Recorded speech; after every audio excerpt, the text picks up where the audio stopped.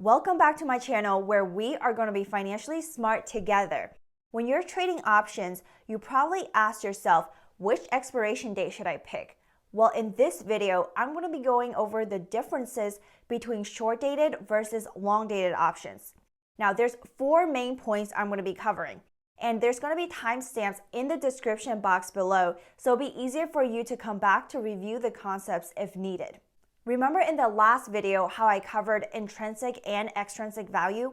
Well, the intrinsic value isn't affected by expiration date. So everything covered in this video is the effect of extrinsic value.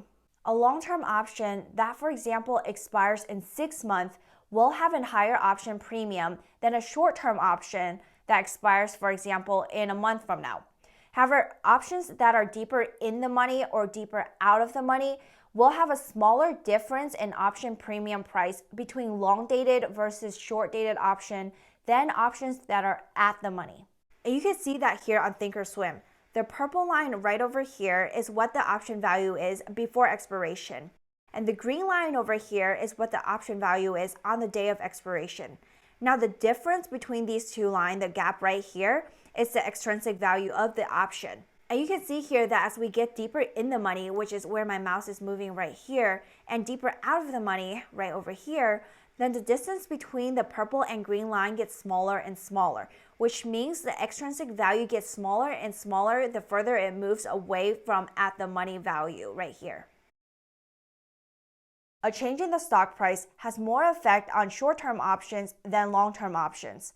In fact, option premiums can change dramatically with just a small change in the underlying stock price as it moves closer to expiration.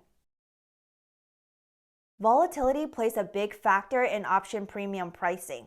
So if implied volatility increases or decreases by 1%, then the premium of a long-term option will change more than the premium of a short-term option. Before you buy an option, make sure to research into what is the normal range of implied volatility for that stock option and what is the option implied volatility right now. Because if you buy a long-dated option and even a short-dated option, when the implied volatility is extremely high and then implied volatility drops back to normal, then you might lose a lot of money in what is called an implied volatility crush. A short-term option expires a lot faster than a long-term option. So as an option seller, you want to sell a short-term option so that you could keep all the premium that you received. And as an option buyer, you want to buy a long-term option so time decay doesn't eat up all your option premium. You have less time to adjust the trade when something goes wrong on a short-term option than a long-term option. And trade adjustment is a very important factor in options trading in that it could make the difference between you winning on the trade versus losing on the trade. Now let's put it all together. Different strategies have different rules and different people have different preferences. So what I'm about to say is just a very simple summary based on what we have covered.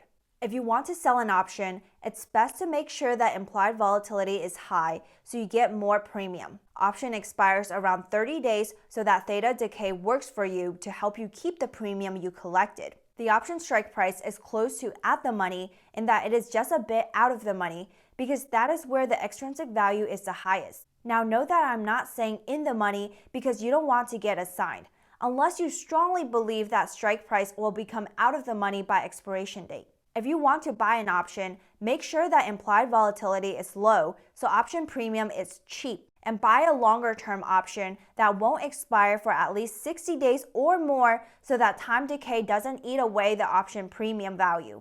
As a side note, if you want to buy an option to mimic the stock, then you want to buy a call option that is further in the money because delta is closer to 1 over there. And when delta is 1, it means that when the stock increases by $1, then your stock option premium will also increase by $1. With that said, buying option is just a bit risky for my preference, and I wouldn't buy a straight call or straight put unless I expect the stock price to move dramatically in one direction. Instead, I like trading options by using spreads, which I'll be going over in the option spread series. Put any questions you have in the comment section below, and don't forget to subscribe and hit the notification bell so you won't miss out on any future lessons like this.